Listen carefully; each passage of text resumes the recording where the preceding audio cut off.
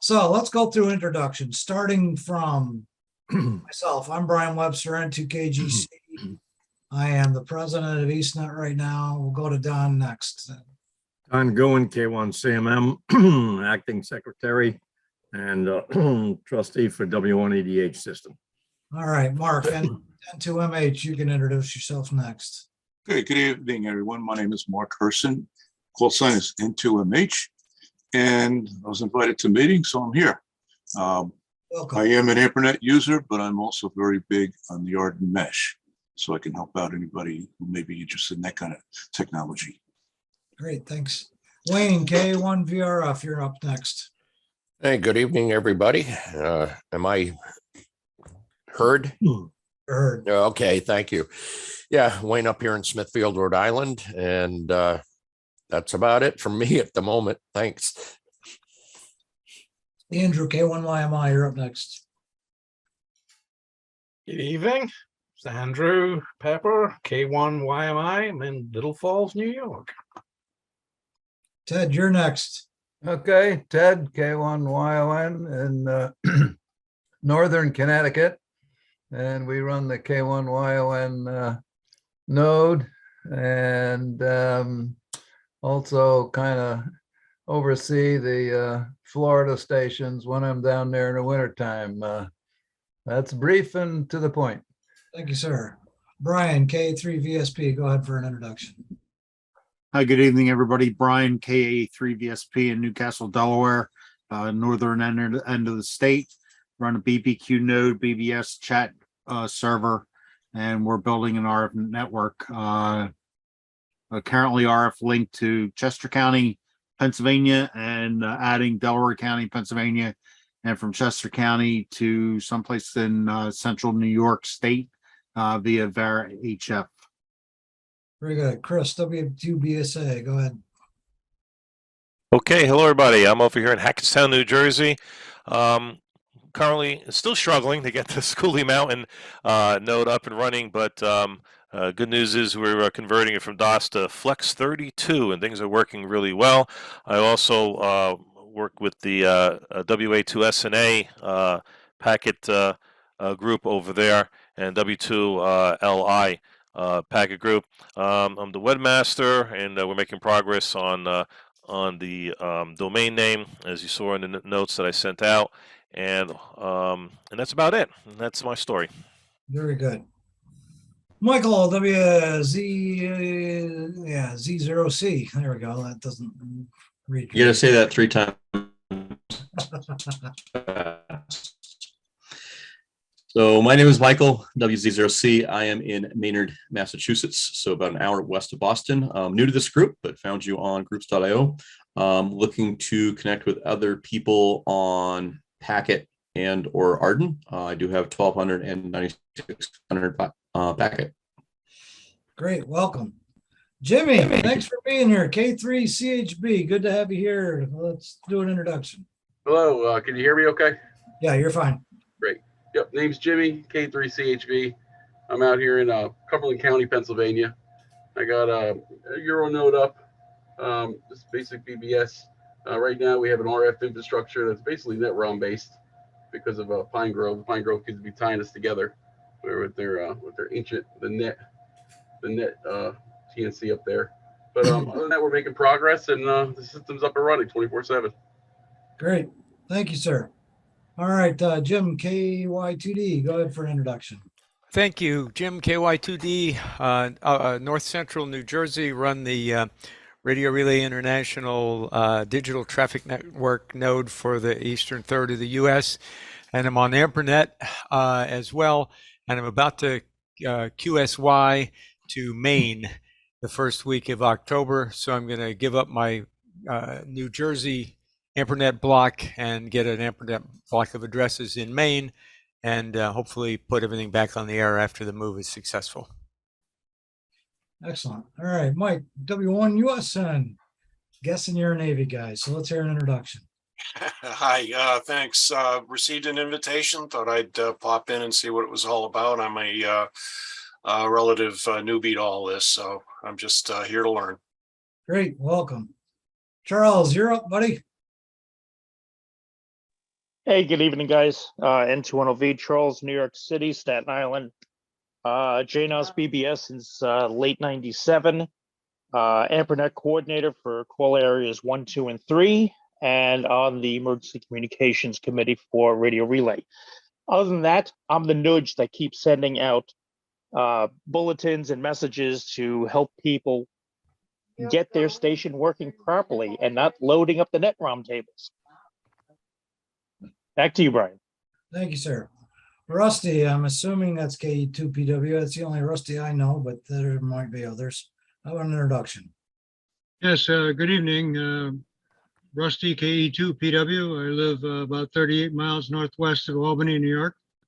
I maintain several FlexNet nodes, some for local clubs and a couple for the New York State Department of Homeland Security and Emergency Services Office of Interoperability Emergency Communications.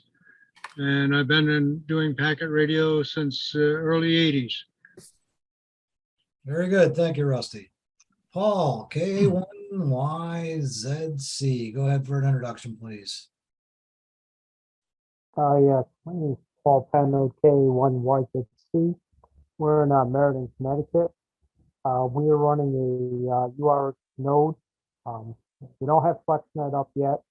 Unfortunately, where my QTH is, I have a beautiful ridge range behind me. So I'm looking on VHF and UHF.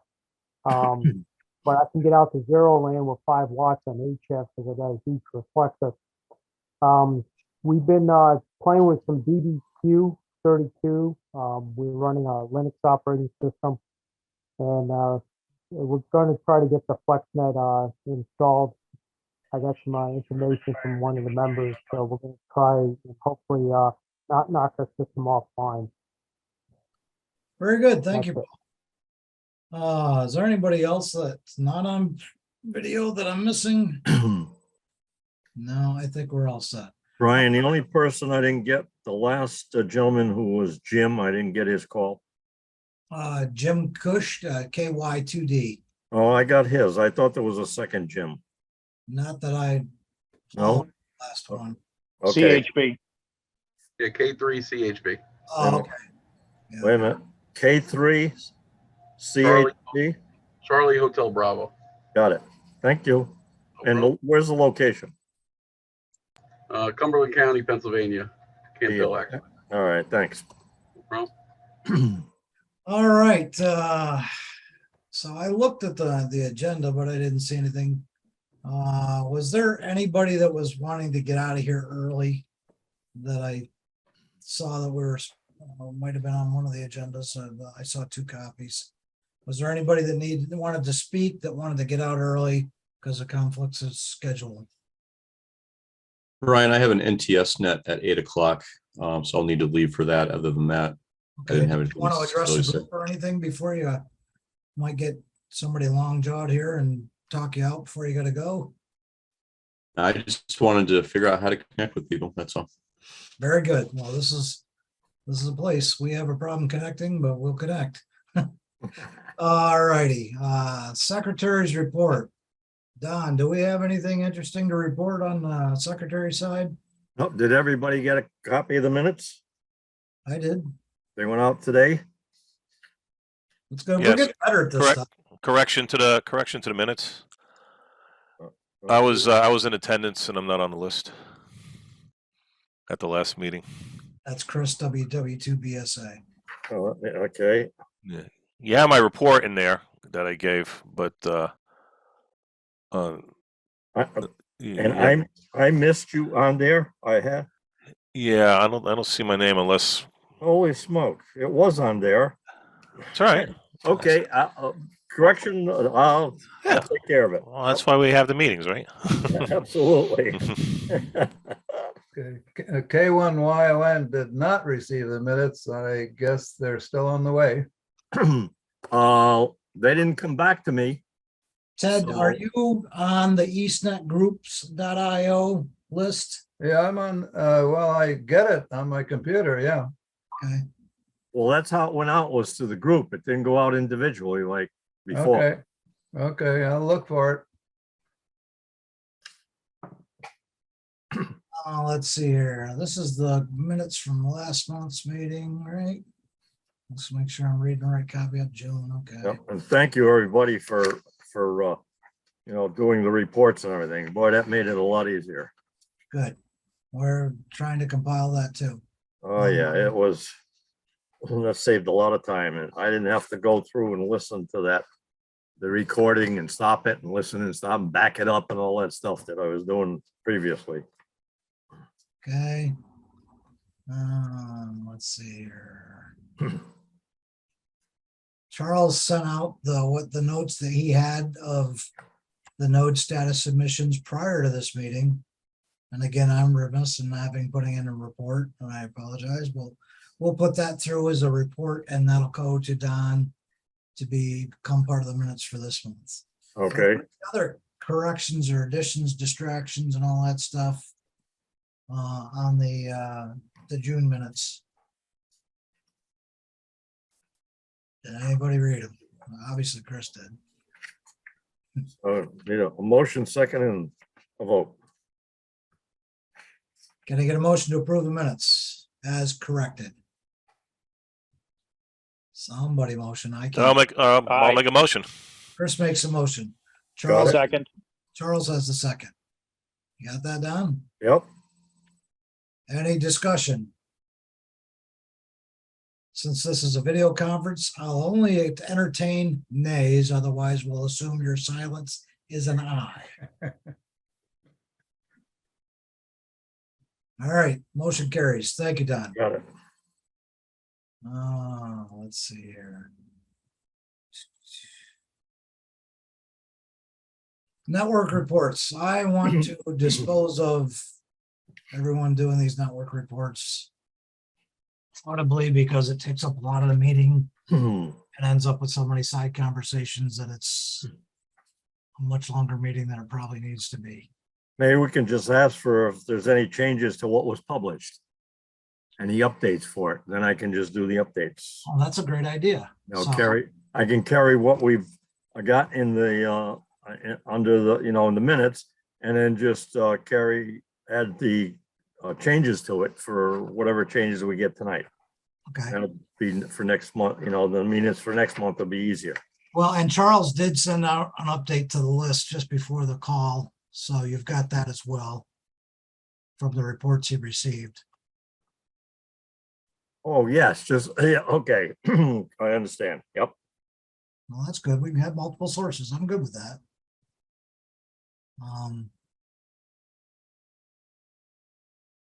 Yeah, I'll get a separate report because I haven't even fired up my node or logged into my node in probably 6 weeks because I've been working 8-10-hour days.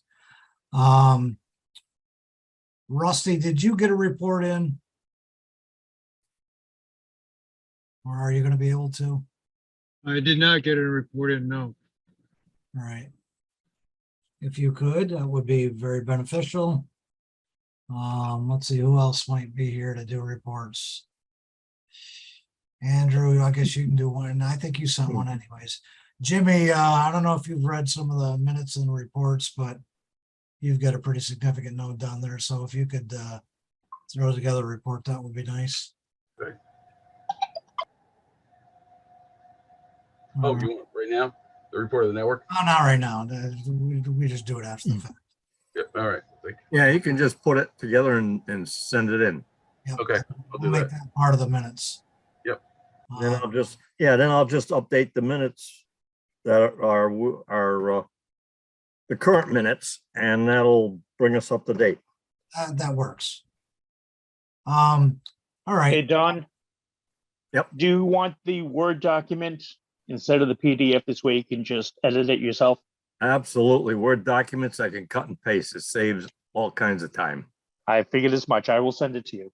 Absolutely. Everybody send it in Word, and it's so easy. I can cut and paste, and I'll update it and get it out a lot quicker to you. All right. So wait. So you want it sent to you as Word, but can we still? I think it's great that everyone's posting it on the Groups.io because that way everyone can see what everyone else is doing. Is that okay, still? Post it on IO with, as an attachment, like I sent it out. Oh, got it. Okay, Yeah. very good. Now I just take the, download the attachment and away we go. And that'll save a lot of work. Yes. All right, so network reports where I really don't want to go through a lot of that.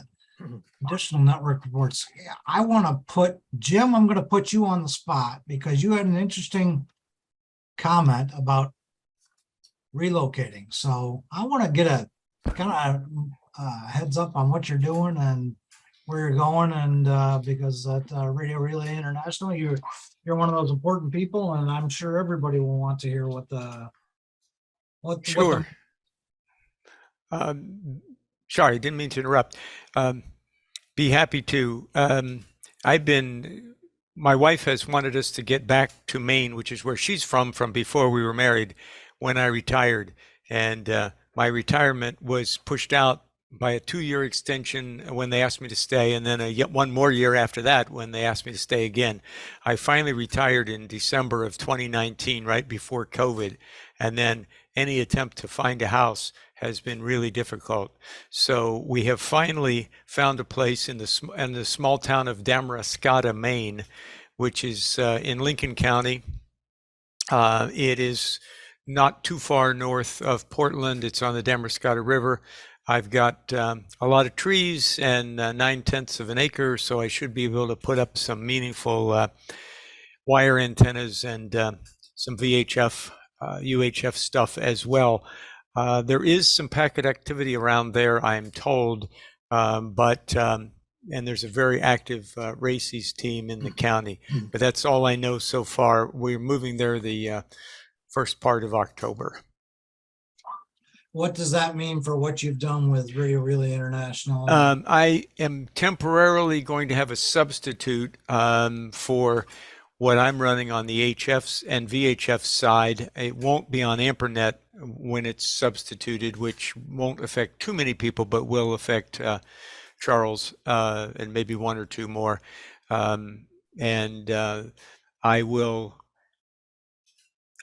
I'm doing too much right now. I'm covering the eastern area, the eastern third of the U.S., in other words, plus Region 2, Region 3, and Region 8. And that's too many eggs in one basket. So I have a station in Delaware that's in the process of taking over the Region 3, Delaware, Maryland, and Pennsylvania duties for the digital traffic network. I have a station here in New Jersey who's going to substitute for me with the rest, which would be Eastern Region 2 and Region 8. Both of those, we intend for them to be up before I turn my system off.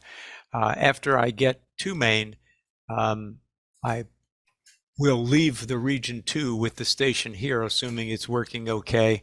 I'd love to find a station in Region 8 to pick that up, but if not, I can potentially do that from Maine, and I can reassume the Eastern area duties.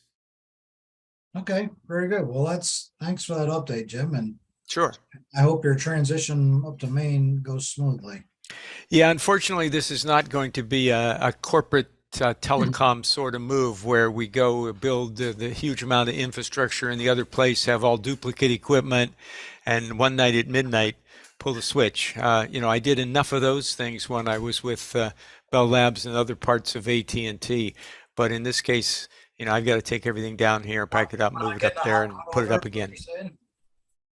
We don't get a hot cut over for you? And no, we do not get hot. Sorry. That's okay. Hey, Jim, who's the New Jersey station picking up Region 2 for you? Whiskey 3, Charlie Juliet Delta, W3CJD. Okay. For New Jersey, you said, right? Well, or were you Region asking Region 2? 3? I'm sorry, I didn't hear No, which no, one. Region 2. Yeah, Region 2. That's Chris. CJD. CJD. Okay. Right. He's got a 3-land call, but he's here in New Jersey, not too far from me. Okay, I'll reach out to him and see if we can get some links going. Okay. Jim, could you outline all that in that in your report so I can just include that? I would love to do that, but I am so buried in packing, moving, and getting out of here every few hours for when the realtor calls and says, you got to leave, I'm doing something. So I could do that, but it won't be timely. That's okay. All right. Well, I'll include it whenever you can put Okay. that together. You just get it to us and I'll put it in, whatever minutes we're doing. For now, just put Or I'll send it out as All separate. right.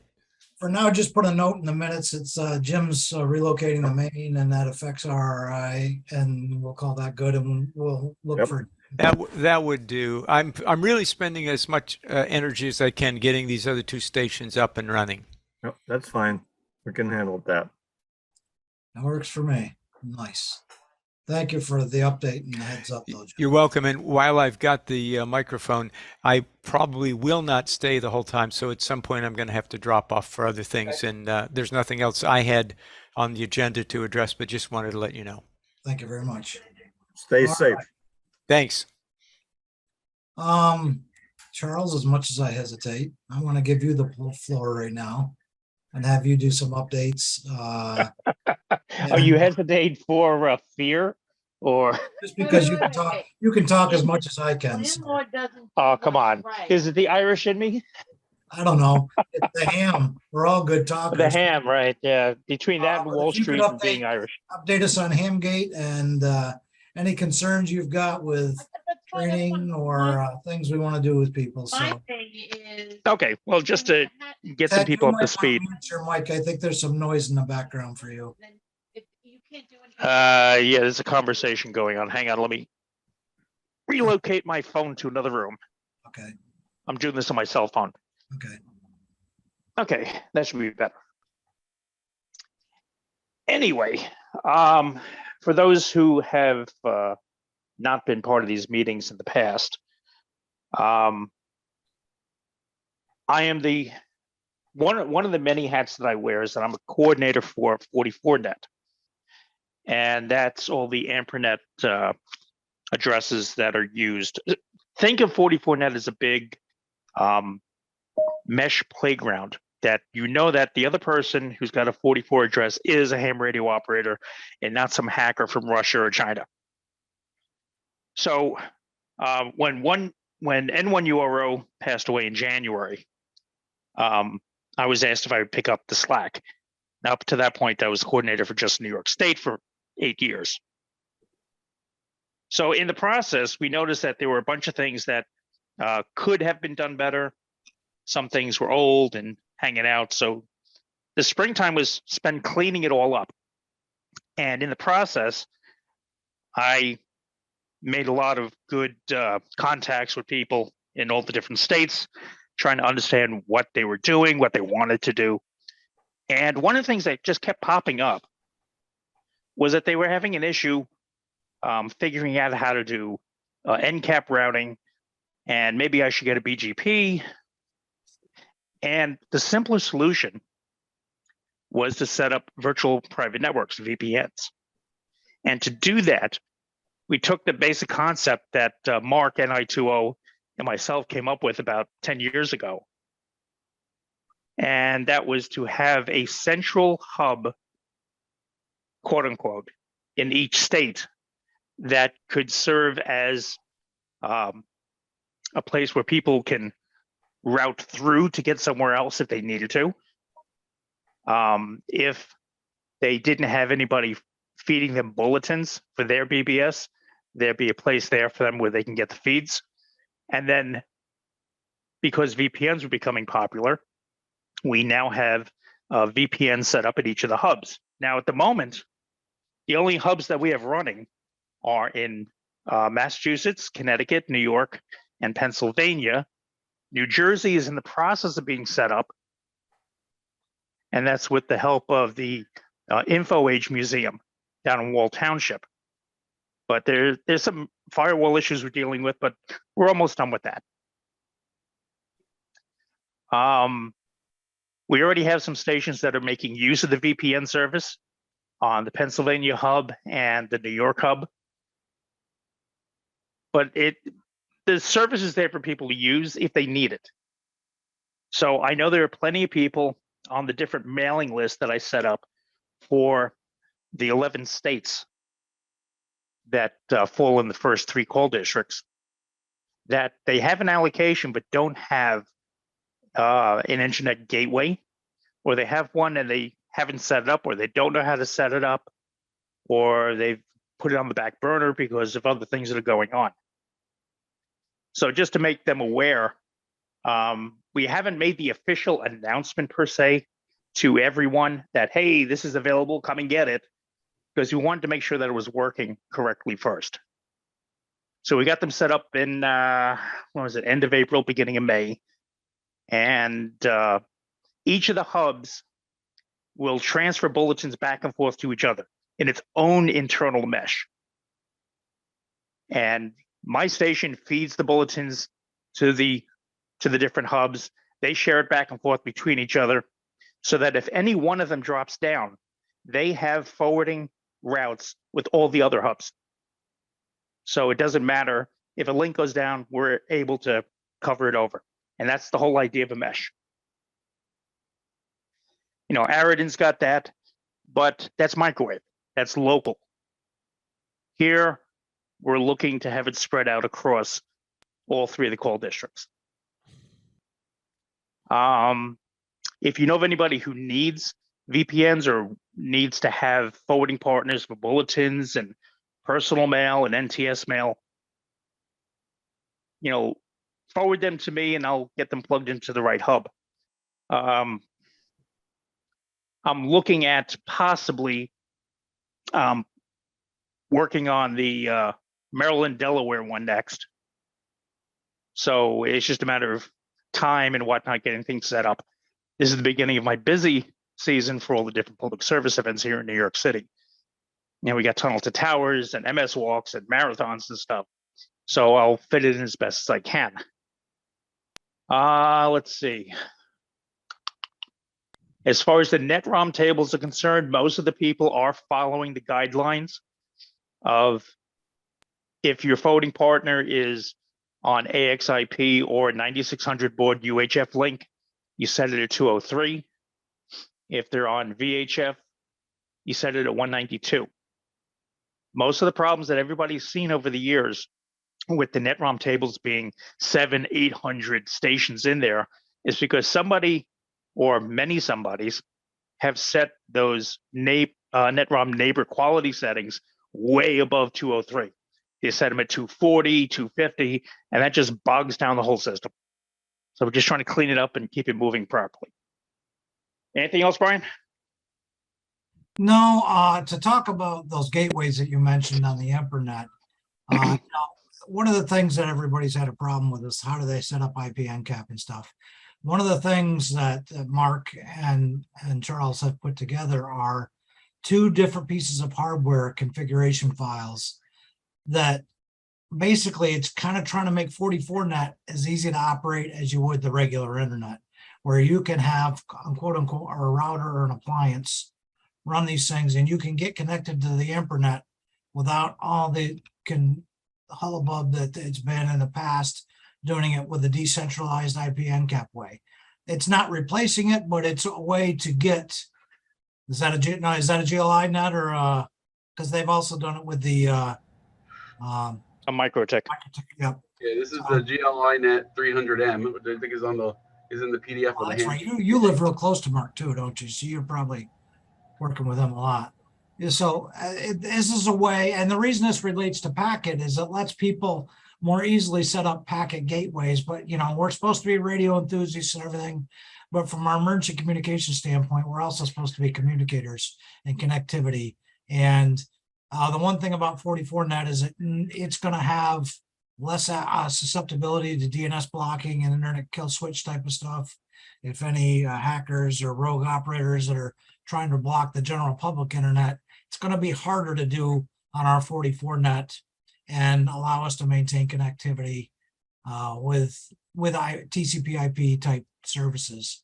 So it's relative to packet because with things like VeraHF, WinLink, with BPQ, with JNOS, with FlexNet, you know, they all should be connecting universally via IP and tunnels and things like that. So it's just one of those things in the toolbox.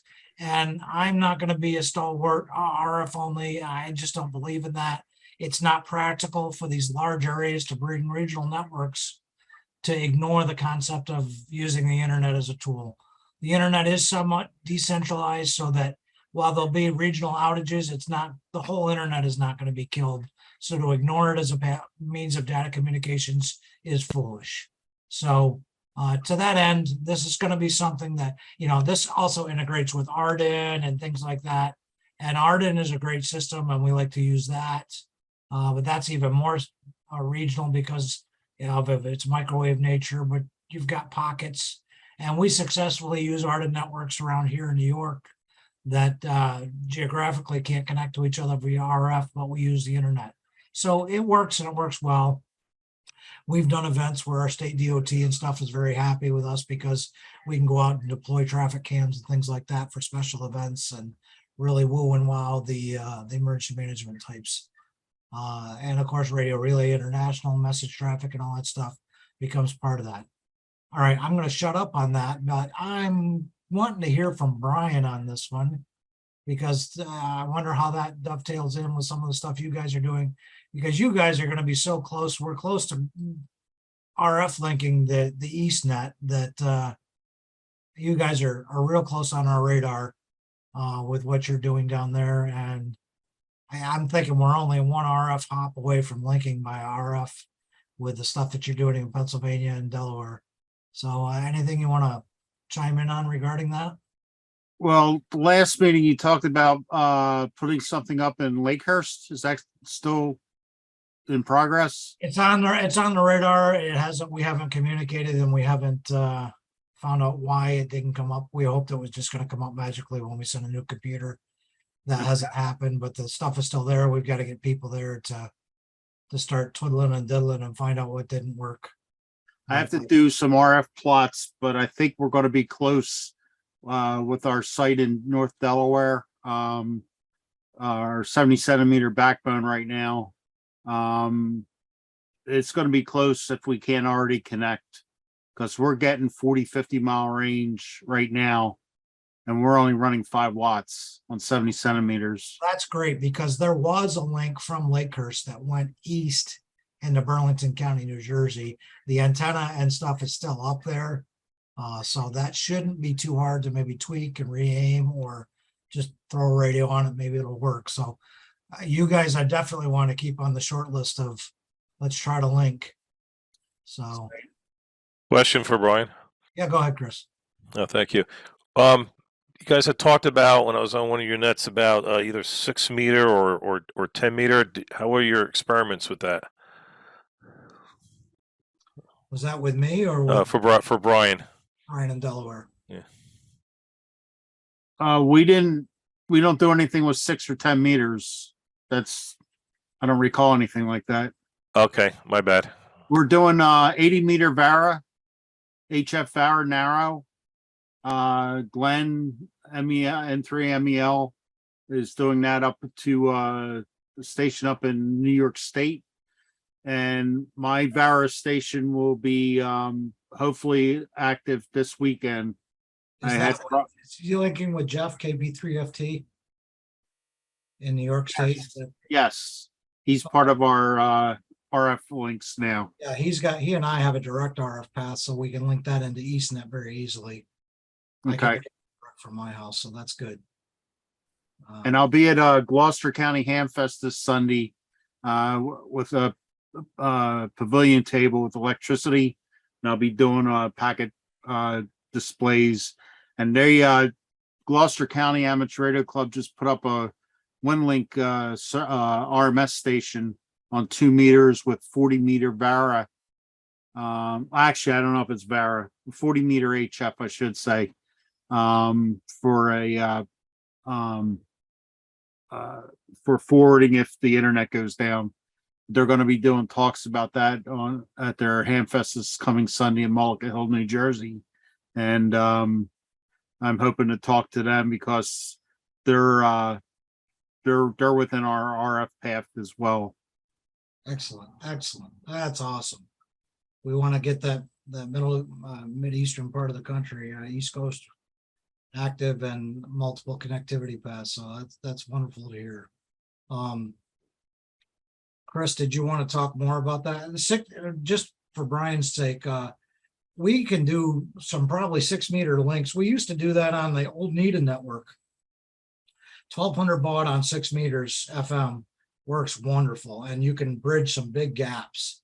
And because doing it on 1200 baud doesn't require any major heavy lifting, I would encourage that maybe some of your stations would consider doing that, because we can obviously make some more terrestrial stuff that maybe relegated mostly to Vera, that at 1200 baud we can still consistently push them back, BBS forwarding and things like that. So, well, one of the in the plan for Schoolie Mountain, one of the antennas for the new antennas, one of them is going to be 6 meters. I'm going to have 2, 6, 220, 440, multiple 2 meters, because they want APRS for the town too, and so there's going to be a bunch. It's just getting it done. It's time, money, and getting it done. That's what's holding things up. I did have a question for Rusty, but that's my comment on the 6 meters. So there will be a 6-meter port. that's great. Yeah, so I would encourage anybody that's operating nodes and things like that. Remember, 6 meters that magic band, even on a regular basis, will have a tropo opening. So I've got to get ambitious and spend some up here too. Rusty, do you have any updates specifically on the Western New York stuff that we might be able to throw out there?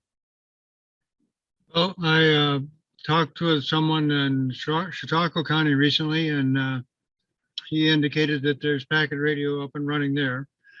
We're working on putting up at a Homeland Security node site in Bristol, a node with paths going east and west to once again try to connect the whole state back here to Albany, to the state EOC. And we're slowly making progress on that. I am having to have help from the people who work for the Homeland Security Office of Interoperability, Emergency Communications, and they're very, very busy people maintaining things all across the state. So we're working on it, but slowly, and getting all kinds of support from the staff at the Homeland Security for packet radio and RACES. And so we're going to continue on with that. But I can't really give you any idea when we might get a complete connection made all across the state again. Okay. Well, I'll take that as an update. That's good enough. Can I ask Rusty a quick question? Yeah, go ahead. Rusty, your FlexNet, is that Linux, DOS? What is it? DOS. It is DOS. Okay. All right. Can I put out a general query, Brian? Is there anybody using Flex 32, either on XP or any other window platform? I equivocally can say nobody is. Okay, I guess I'm going to be the first. It's really working well. It really is. And from what I understand, it can work with Windows 7 and 10 too. It's really nice and easy. And so I gave up on the DOS aspect, and on the bench, everything's working great. Yeah, I mean, the only concern is that let's just see stability for remote sites. But yes, and if you've got any updated documentation to those sources that you used, that would be great, because that's and just for everybody on the call, this group used to be stalwart, FlexNet only, everybody else go pound sand, and it's not that way anymore. We're embracing NetROM. We like FlexNet because on the air it's very efficient, but we're not saying that we aren't going to link with other networks, and that's why I'm excited to be with the Delaware group and the NetROMs and the BPQs. We're not shunning them, and we're not saying FlexNet or nothing. Clearly, that's not what we're moving for, because they held on to that for too long, and the network almost completely died. So to that end, we'll talk to everybody. I'm still reserved on the Vera stuff with relative to multi-connects and networking, but that's gonna work itself out in the wash too. Wayne. have you- Brian, I have a question. Yeah, go ahead, Don. Windows 10, you're talking about running it on Windows 10. How are we gonna deal with the automatic updates from Microsoft? And I'm gonna make Chris keep his up on the hill and start telling us all the pains in the asses that we're gonna have with that. You stuff. disable it. You go into the registry and you disable the updates. Yeah, registry I didn't disable because I disabled it all the times and then many nights I've come. No, you got to do it. You got to do it through the registry. It has caused me more problems. And it's I wasted 16 hours worth of computing time. Yeah, because well, the thing is, I trade during the day, I trade the market and it interrupts it. Yeah, And it's actually cost me money because it's interrupted transactions. Chris, that would be a great post for you to put out generally is like how to stop legitimately stop Microsoft from taking over and updating when you don't want them to. I'd be glad to pay somebody to come in and fix my computer so they can't do that to me anymore. Make me a sandwich and I'll do it for you. Yeah, because it's a please- problem for me. Please send a message out for that because I'd love to do that on my computer. I'll be doing RF propagations that'll be running 16 hours. I'll come in the next morning and it will have shut it down. Oh, yeah. All that work. Yeah. Oh, yeah. Yes. So how are we going to deal with that if we use Windows 10? We're gonna wait and see. Okay. Right. I'm the guinea pig. I'm I the did guinea not pig. say we're converting everything to Windows. Just thought I'd mention it. I didn't say we're gonna convert. I Well, said we're gonna yeah, all I was saying, Don, is that it's on the bench. It's working with XP, Super. but with the friend of mine in England who was doing this said it works on 7 and 10 also, and I have to experiment with that. But right now, I'll send out the documentations what I'm doing with XP. But as far as anybody else who's having problems with updates on 10, I'll do what Brian asked, and I'll make the post on how to stop those Microsoft updates to the registry. Now I have a laptop with Windows 7 and every time I shut it down, it does an update. And I didn't think there was any updates available for 7. I didn't think that was being done anymore. But every time I go to shut it down, it says wait, and it takes 20 minutes to do an update. Yeah, this is KY2D. I'm running some stuff here in the ham shack on an old Windows 7 laptop, and they're not doing much, but they are still putting out their antivirus updates and occasionally a security fix. But it's, Every time I close it down, it does exactly the same thing. It says Well- one update and it takes forever. I So would- if anybody knows how to stop that, let me know. I appreciate it. a suggestion is, and I find this to be helpful with a lot of Windows systems. When you have some time, just sit there and boot the system and then go into the restart and do that 3 or 4 or 5 times. What frequently happens is it queues up updates for the next reboot, and maybe you just got a lot of them queued up. So reboot it 3, 4, 5 times, okay. back to back to back until you get to the point where it's shutting down and rebooting quickly, and that clears the backlog. Yeah, Okay, I will try that. Thank you. would be real indicative of people who like to shut their computer down. I tell people anymore, it's not good to shut your computer down because because everything, there's huge gigabytes worth of updates that if you're shutting it down, it's not downloading, it's not even setting up to queue. Yeah, shutting your computer down gets to be a real pain. To be clear, in the sentences I just said, when I said shut down, I do not mean power off. I mean click the restart thing. But yeah, I leave my computers run all the time, but just do restart over and over and over again. I turn mine off every time I go to bed. I've got one over here that's been running for 2 years. Really? Okay. With restarts though, not. Yeah. Yeah. The problem you'll also run into is that when you go to power your laptop up in some place where you've got a slow internet connection, then all of a sudden you can't figure out why the computer's a dog and it doesn't do anything. Well, it's because it's still trying to do those updates, or it's trying to download updates that if you left it running at home on your good internet connection, that stuff would at least be there on the hard drive. So, Yeah.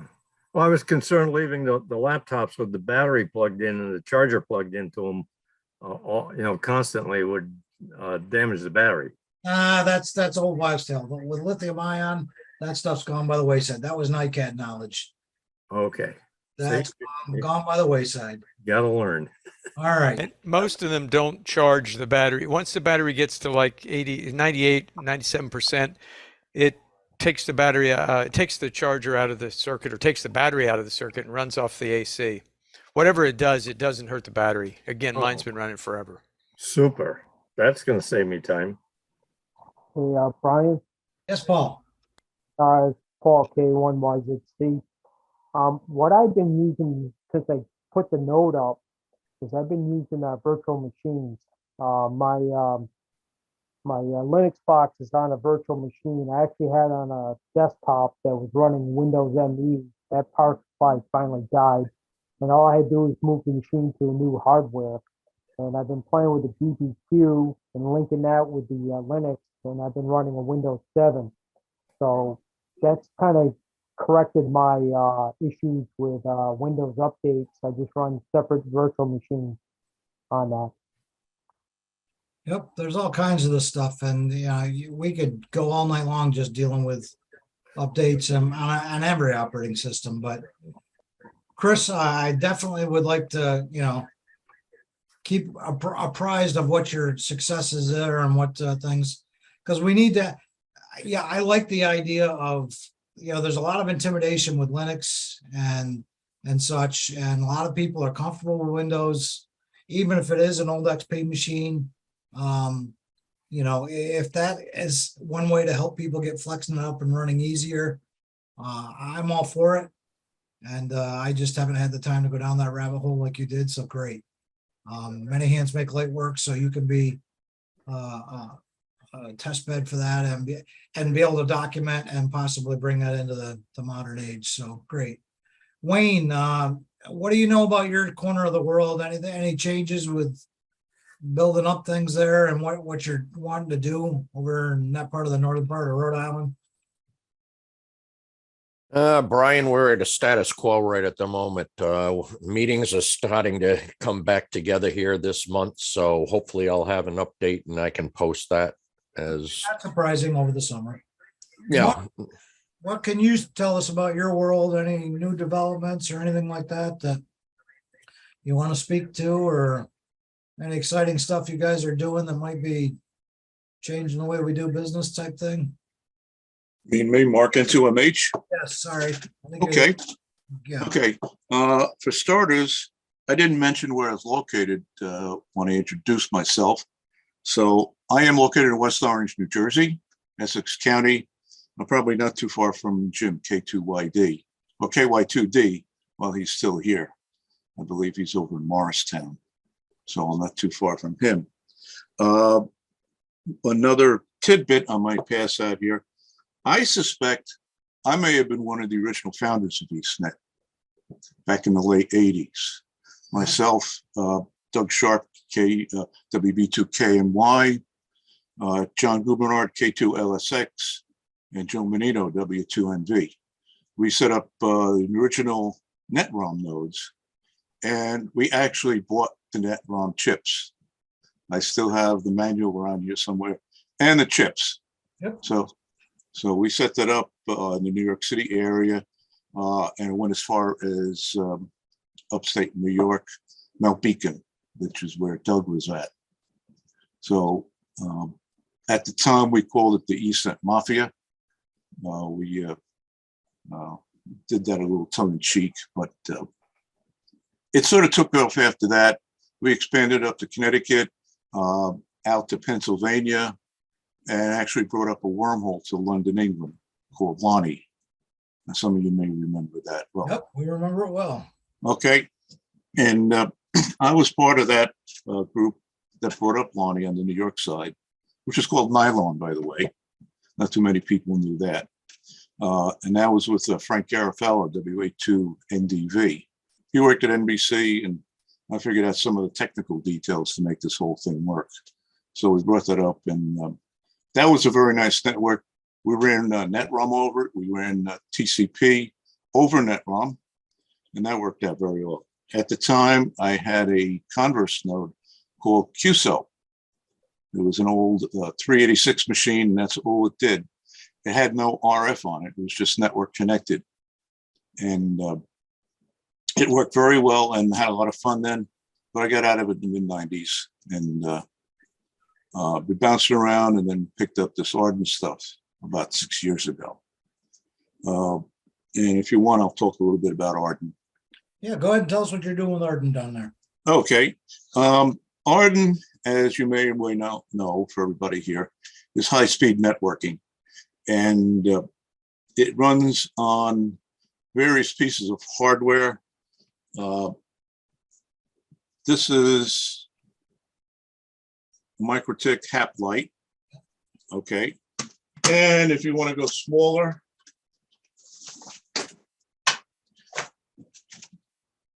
you can get a node on a stick, a thumb drive, if you will. But this is actually running OpenWRT, which is what Arden is based on.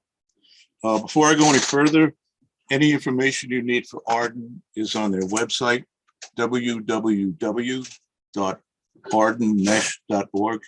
And I'll spell that's AREDNMESH.org. And just about anything you want to know about Arden is on that network, on that website.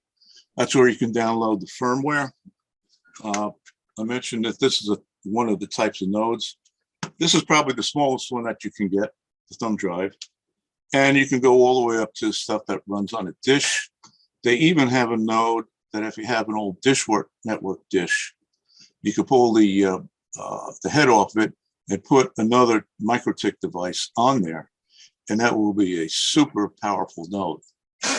And Very directional, however. yeah. And, if you know where to look, you can get them for free. People getting off a dish network, they just leave them behind. So if you know somebody in the neighborhood that wants to get rid of some metal, well, have at it. The first thing I want to dispel is the notion that Arden is very local. Now, can I share a screen? Hey, go ahead. Wait a minute. I don't Let's see. know. Yeah, let me see how we can do that. You just make him a presenter. Make Mark the presenter. Okay. Where do I go to participants? No, how do I get the, how do I Yeah, do go that? to your go to your participants, find him, and click on the more actions, and in there you can say make co-host or make presenter. That's what I thought. Okay, where's Mark?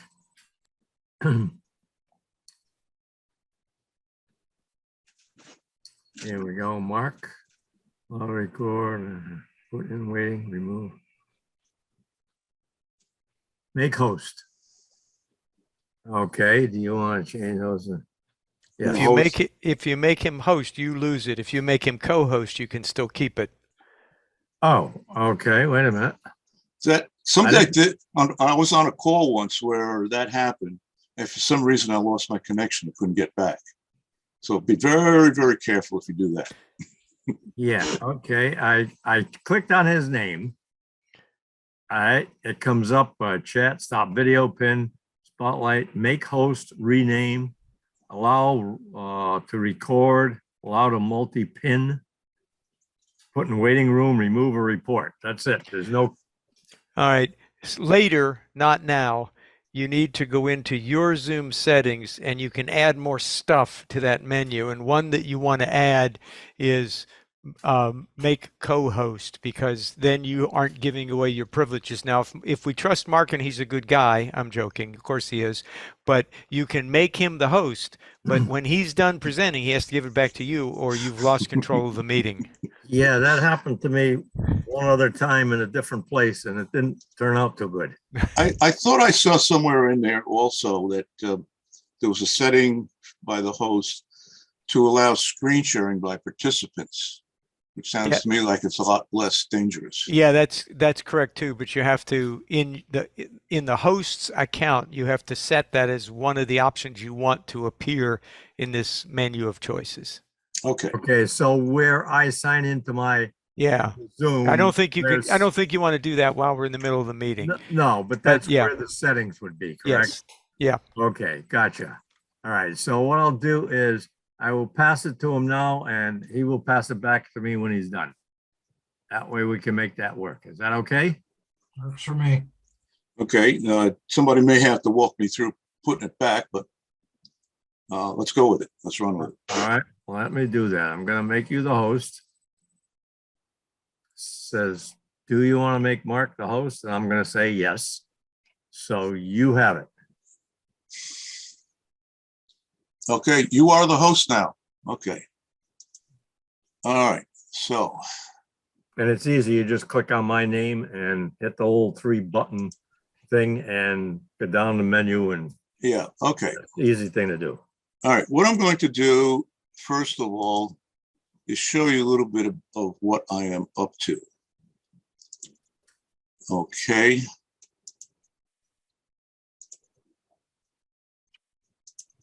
All right.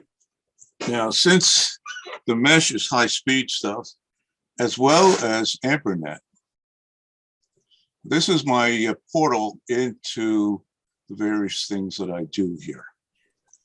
And as you can see, you can reach it from either network. So on the mesh, it's known as n2mh-web.local.mesh. And on AmperNet, it's known as n2mh.web.n2mh.amper.org. Now, anybody who's on the AmperNet IP network should be able to see this screen for yourself and to follow the various links that are in there. Okay, so I've been rather active. I've been doing this since the, maybe 6 or 7 years now, from back in the days when this was really on the Open WRT platform, the WRT 54Gs.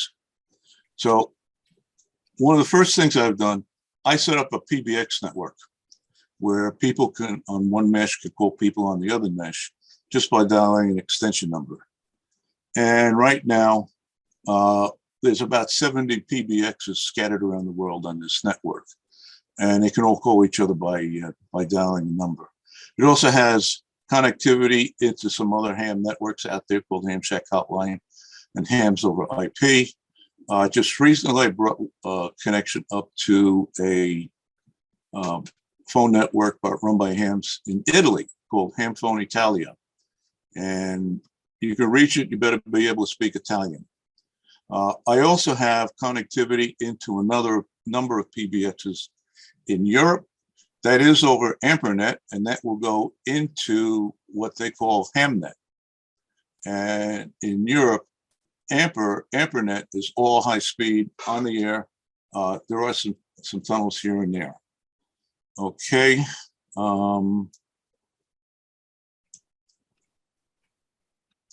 Here's a quick shot of the PBX network as it stands today. And we can zoom in so you can see where some of these are located. Okay. To go with the PBX network, there's a white pages. So you can look up people and call their number. Okay. The mesh map is not working right now. That crashed. I don't know why, but it's a challenge to get that running. Since this is a high-speed network, web is fully supported. I run something called a virtual radar here in northern New Jersey. And with that, you can see planes in the air and see where they're located. And right now, I see 255 aircraft in the air. And there's other people around the world running the same software, so you could see traffic wherever you want to be almost now. Okay, email. I do run email, AmperNet email and Meshmail. And this is running on a postfix server. And it's a gateway of sorts in that if you're on Meshmail, you can send mail over to AmperNet. And if you're on AmperNet, you can send to mesh mail. It is there. It's readily, works very well. Mesh chat is kind of like Converse, but optimized for the mesh network. And right now, I have it set up simply to get weather forecasts. Well, not weather forecasts, weather alerts from the National Bureau of the Weather Service in New York City. These actually I pick up off the air from KWO 35, 162.55. Now, every week on Wednesdays, they put out a test alert, but we can go down here. There's other people around the mesh running the same thing, so I'm picking them up. But here is a real alert that came down on the 6th. Fairfield County had a tornado watch. Is it a tornado? Flash flood. There was another one that Connecticut had a tornado warning. So if you've ever listened to NOAA weather radio and you hear that rap, rap, rap, those tones are actually data. And that is these alerts that you see here. Now, for anyone in the New York City, within range of the KWO 35 station in New York, the piece of software I have running actually sends this out to me in terms of an email, an SMTP email. Right now, I'm forwarding up to Charles and to NOV. If anybody in the New York area where this makes sense wants to receive that same email, let me know, and I'll get you on the list to receive them. It's SMTP version, so you need to be running some sort of SMTP mail server. And my email on AmperNet is n2mh@n2mh.amper.org, or on the internet, n2mh@n2mh.net. Okay. I run a blog. I haven't posted anything for 4 years, so there's nothing to report there. I do run a digipeater here. I was one of the first in the area to run a digipeater. I overlook the whole New Jersey area. So you can access that digipeater and actually see what the modem sees, not just what some gateway will let you see. But if you want to see everything that's on the air, you can get into it. That is available on both the mesh or on AmperNet. I also have a UHF repeater. And one time I was playing around with DMR over the mesh. And by virtue that it was all dual homed, it was also on AmperNet. Now, let me talk about being local. Okay. I have tunnels. Tunnels, by the way, is software that's built into an Arden mesh node that is a simple VPN. So now you can link mesh islands together over a tunnel and expand them out quite a bit. So I have about 20 of these, and you can see from the node name where they're located: Tennessee, California, various places in the world, Ohio, North Carolina, Tidewater, Virginia Beach, North Jersey, Arizona, Utah, Florida, Delaware. And to the folks in Delaware, if you want to run some synergy with the mesh folks, well, maybe there's something common to you guys to talk about. One of the things you can do on a node is look at the mesh status. It'll tell you where people are located and what kind of services they run. Here's somebody actually running WinLink on the mesh. Now, what's interesting, when you run WinLink RMS on the mesh, that now becomes a WinLink post office. And some of the limitations on RMS are lifted. Now, I may be wrong on this, but the magnitude is quite correct. I think RMS, you're limited to maybe 100K file transfer. Well, when you're running post office on the mesh, that now gets up to 10 megabits. So if you want to run some serious data, you can do so. So here's some of the locations you can see in Delaware. All right, I go down, North Texas, Hawaii. There's a whole big mesh network in Hawaii that I connect in. Wisconsin. Mark, just scroll a little slower. You're sending my eyes into fits here. Okay. All right. Are you on the mesh? Are you on APRNet? I'm on a tunnel or two, but they're just localized ones in upstate New York. But yeah, I am. I'm looking at, I've got 2 nodes here running at the house. Okay, but are you on APRNet? Yeah, my packet node is anyways. Oh, okay. Because if you were able to get a browser onto your APRNet connection, you could go to my URL right here and see exactly what I'm showing you here. Yeah, I believe you. No, you're looking good, and we're gonna have to probably talk about doing tunnels and stuff. Yeah. Now you said you have a couple of mesh nodes running. If you want, yeah, I've got GLI and Microtech one running here. Okay. Well, all right. So I'm going a little too fast. Oregon, San Fran. There's a whole network that extends from Alberta out to British Columbia, and an overall network that Arden has set up for any comers anywhere in the world. And you will see DX in this list. Okay. So let me go back to the node again. Okay, the device. One of the things you folks spoke about that is finally coming to fruition is the ability to just set the thing up and let it play. Well, that is what the firmware image that Arden supplies does for you. You take your node, whatever hardware it's going to run on, you flash it with their software, with their firmware, and it now takes on a life all of its own. It becomes a high-speed networking device.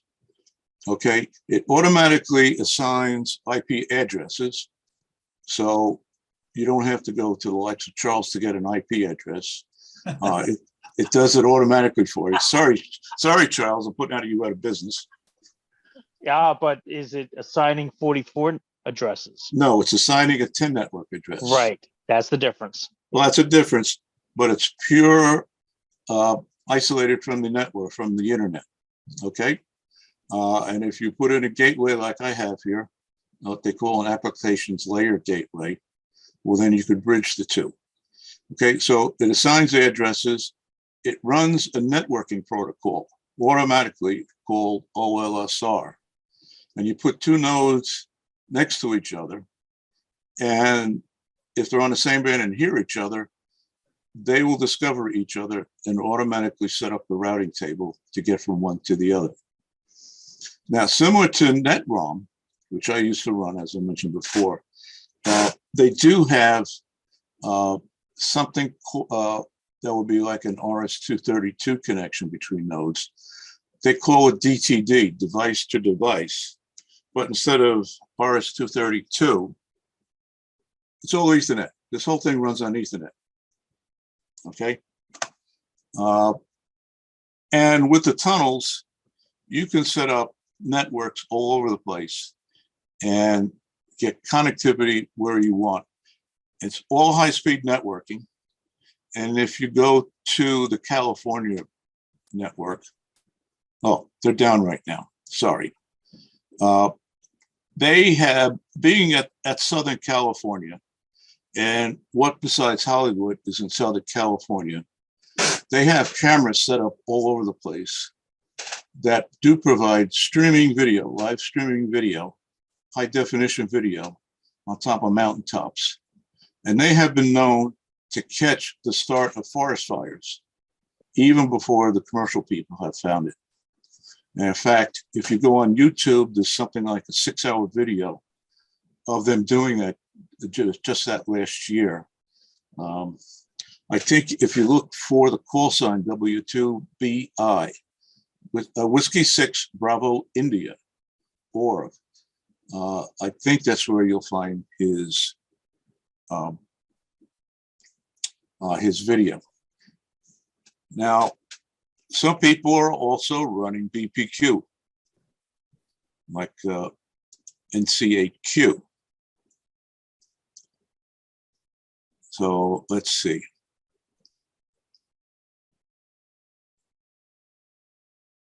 Okay, BPQ. See, there's one instance of BBQ.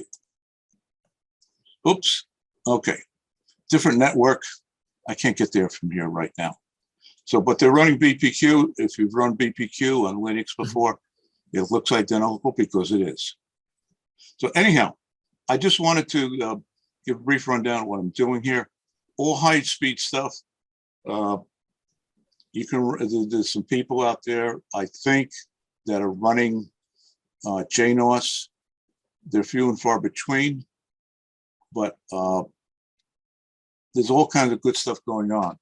So Questions? Questions? Yes, go ahead, sir. Yeah, thanks. Great. So I understand. I've read about Arden. It's really fascinating. Don't want to be a killjoy here. I know it's high speed. But when you're sending an email, you really need high speed. You know, I mean, it's great for data transfer and whatnot. I think it's good for video. I think when you mentioned about the forest fires, that's great. But how do you get into the network? Do you get in RF wise? I mean, when you set up a dish or a node or antenna, what frequencies are we talking about? Are we up on gigahertz or megahertz? What are we up on? There are 4 ham bands that Arden equipment supports: 900 meg, 2.5 gig, 3.5 gig, which right now where we are is ham band only. Okay, and 5.5 gig. Now, in each one of these bands, well, especially 5 and 2.5 gig, they managed to carve out special ham band only channels. So like on 2 gig, you have your 11 normal channels, okay, for Wi-Fi. Well, with a node, there is something called a channel -1 and a channel -2. And those are ham band only channels that go into the 2 gig ham band allocation.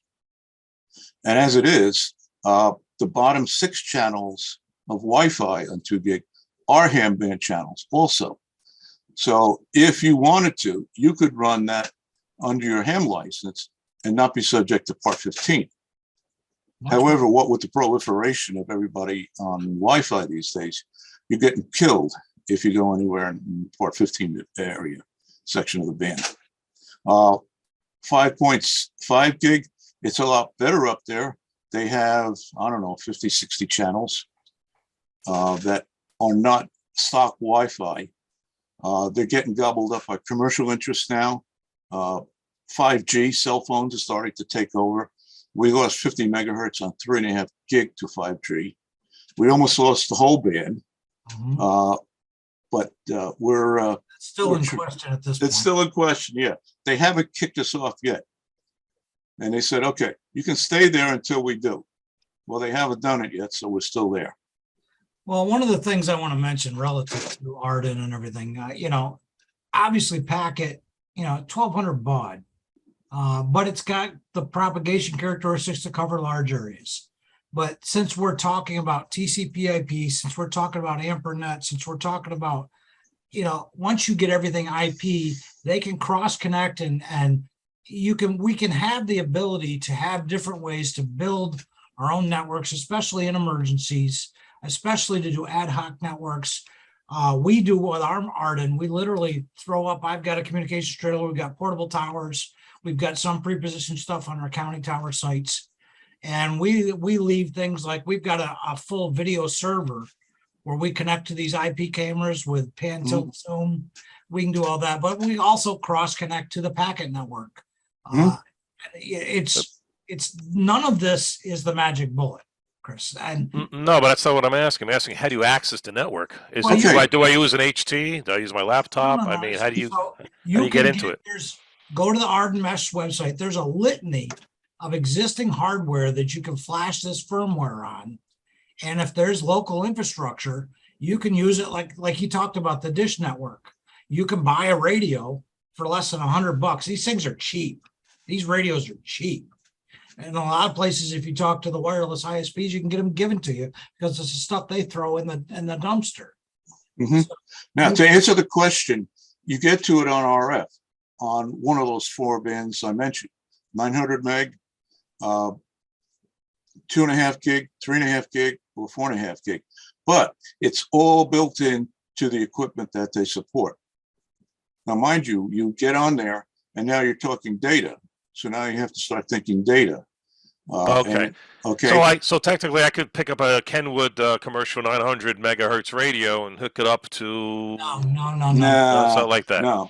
Think of it as old routers that you buy, you flash the firmware, you buy or get given to you.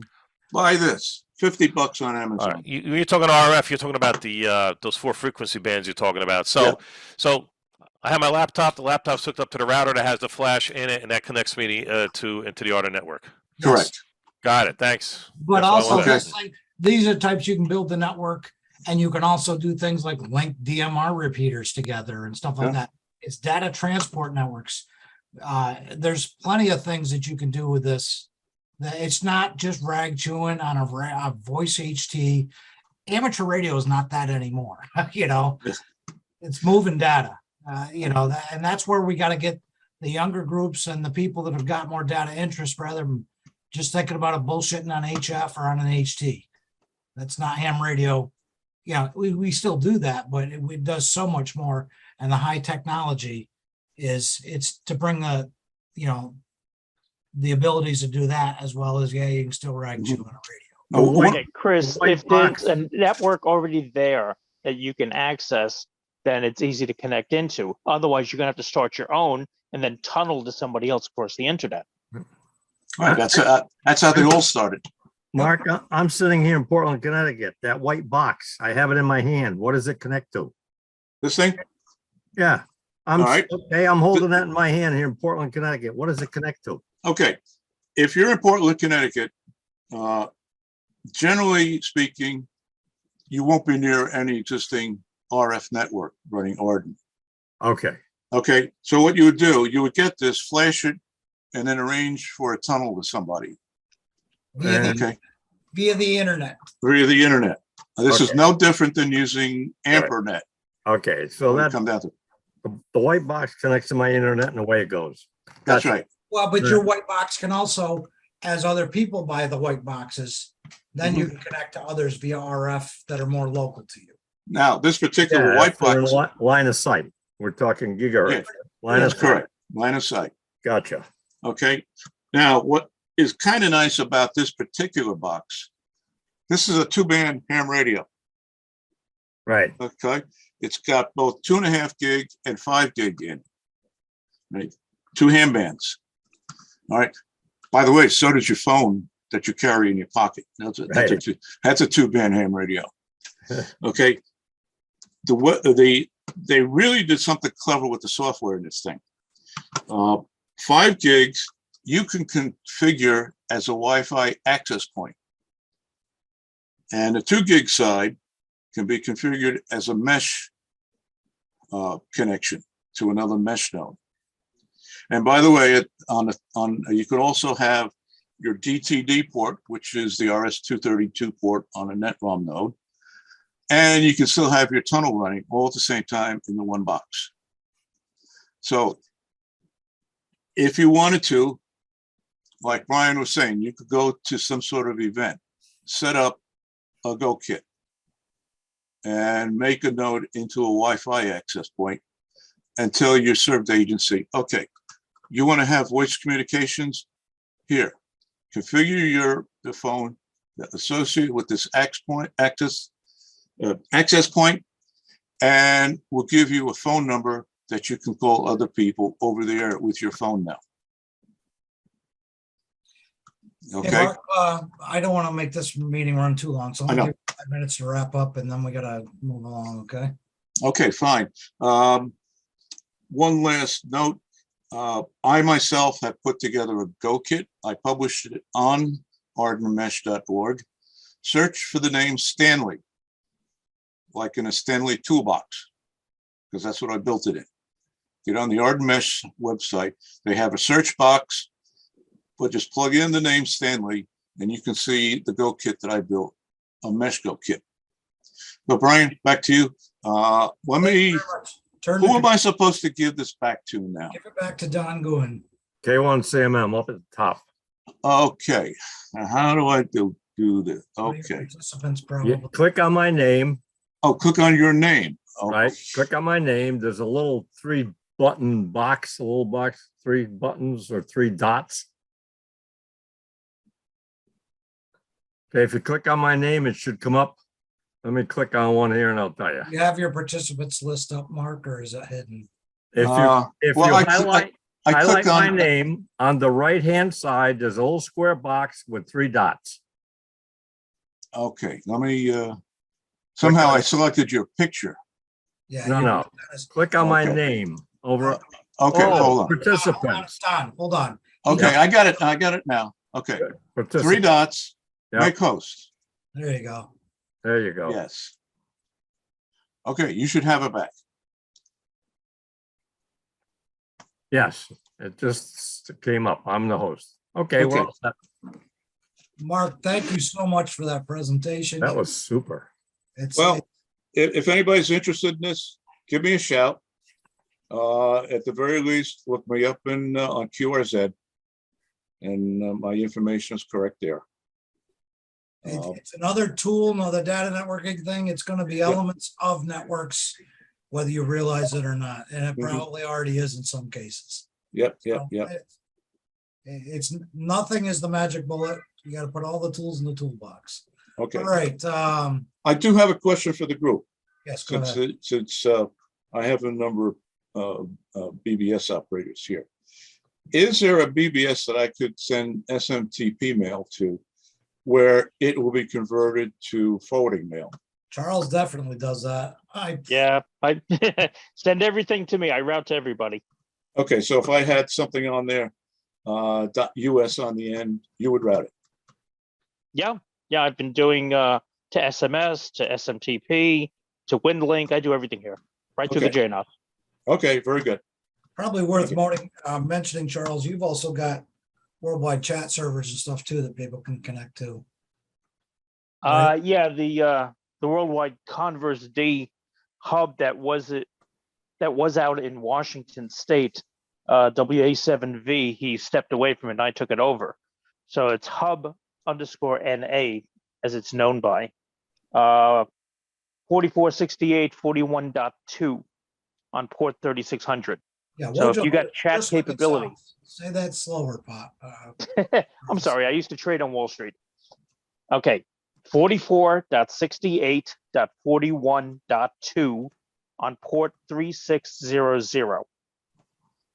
If your system can handle coming in on 44 address and can handle chat, you connect right in.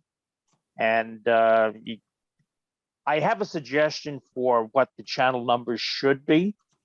I've written up a document about that, but there are a bunch that are already in use, and that's what I based it on. If you're coming in from a public IP address, you would have to make arrangements with me, and I'd have to set up your IP address to be accepted by the server. But doing it by 44 address is the easiest way to do it. Charles, do you know if there's a web-based client for chat or Converse?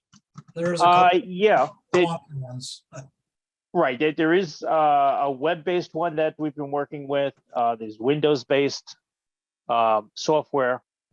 So yeah, it's not smooth per se. It is a little stiff, but it does work. The web-based was developed by Robin Gilks. I forget what his British call sign was, but Robin now lives in New Zealand, and he was a good friend of NI2O when they were in the same club. Okay. Charles, very quickly off topic, who did you work for on the street? All sorts of people. Let's see. After I got out of insurance, I went over to Fuji Bank. Then I went over to Banco de la Nación in Argentina, then to Shearson, which turned into Shearson Lehman American Express. And then I was consulting for 5 years before I went into IT. Okay. I worked 23 years at JP. My brother got to start there. Yep. All right. let's see, before I lose the audience, I see we've got a new participant that we didn't, David Horvath, KB3RIJ. Get him on the attendance list there, Don. David, you want to do a quick introduction about yourself? Yep, and so unmute, introduce yourself. I'd like to hear from you. Or maybe not. Maybe he's not listening to us. Maybe he stepped away. All right. Let's see. What else do we want to talk about? Because, I want to thank you, Mark, and thank you, Charles. And we wanted to make these meetings interested to a wider audience and not just be used to just be talking about each of our nodes that are all dying slowly on the vine or repaired stories and everything like that. And that's why we do that on email instead now. But yes, let's, I'd like to see somebody, if anybody's into Vera FM and Vera Wide and all that stuff, the next meeting, I'd like to hear from somebody who's got some real meat that they can talk about. Charles and I have been fighting about trying to get some real data. Everybody says, oh, it's fast. Yeah, it's faster than HF packet, but show me what the speed compares to 1200 and 9600 baud terrestrial packet. Then and show me that you can have multi-connects to the same channel and all that. I would like to listen and hear from somebody that could actually speak to those points. That will be a great future topic. Chris is going to be a good one to pay attention to as he goes with his Win32 FlexNet. Let's see, what else we got? Any other new business that people want to bring to the floor? I just want to follow up on that conversation you and I had earlier this week regarding, yeah, I know it's you slept since then. Regarding ham PC and the Chromebooks. Yes. Oh yeah, please do. Okay. So I did a little bit more research and I ordered a Chromebook, which is not getting here until Monday. And it's a $50 Lenovo Chromebook, 4 gigs of memory and 16 gigs of solid state drive. As is common for just about all the Chromebooks, you have to open it up and remove a screw, which is shorting a line off the CPU, which is what prevents you from changing the operating system. Oh, nice. And also you make some changes in the BIOS, you reboot it, and then you load up a new operating system. It could be Windows, it could be Linux, whatever, run it onto it. Now, chasing down the idea of this ham PC, which is the Linux version of Ham Pie, which everybody's been hearing about in all the amateur radio press. So it's a Linux version. There's like 3 or 4 files that are not there because they're not Pi specific.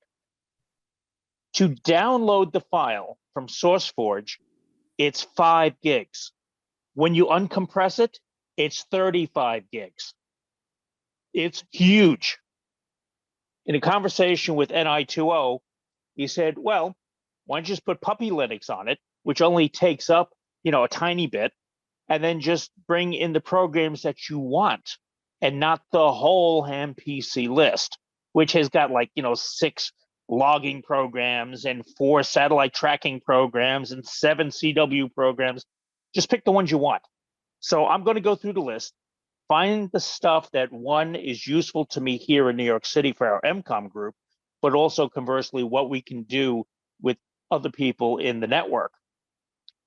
And I'm going to experiment with it. I'm going to set it up, and then I'll release all that information. Okay, let me predicate what Charles and I were talking about. I even forgot I had that conversation. That was an eons ago at 18-hour days. So I got into looking into the various refurb Chromebooks that are out there on the market available. A lot of it because everybody was paying big bucks now for Raspberry Pis and the availability. And I'm like, $52 for a Chromebook? I bought a couple of them. And if we can repurpose them, it has a keyboard and a screen and everything, at 54, 55, $50 to $100, They could be Node computers, they could be MCOM computers, they can be a lot of things. And they're not that old. The hardware that they're selling at this $50 to $60 range is not that expensive. So, and I read that there are, some abilities and certain firmware on some that you can reflash the Chrome OS with Linux.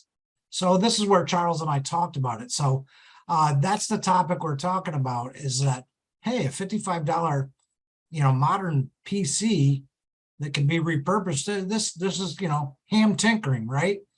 And hams being cheap, that works great together, right? So that's just the topic he's speaking of. And I sent him off on that to go research it more than I had time to give.